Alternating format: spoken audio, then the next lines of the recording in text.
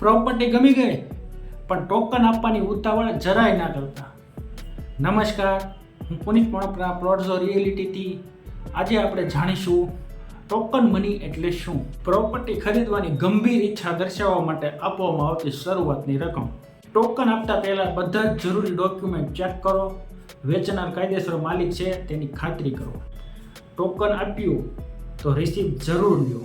ટોકનની receipt અથવા લેખિત agreement જરૂર લો. સોદો ન થાય તો ટોકન પાછું મળશે. ટોકન પરત મળશે કે નહીં તેની શરતો લેખિતમાં સમજો. યાદ રાખો, ઉતાવળ એટલે મોટું નુકસાન. પહેલાં તપાસ કરો અને પછી ટોકન આપો. એક નાની ભૂલ લાખો રૂપિયાનું નુકસાન કરાવી શકે છે.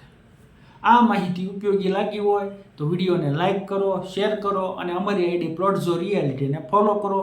મળીએ આગામી એપિસોડમાં.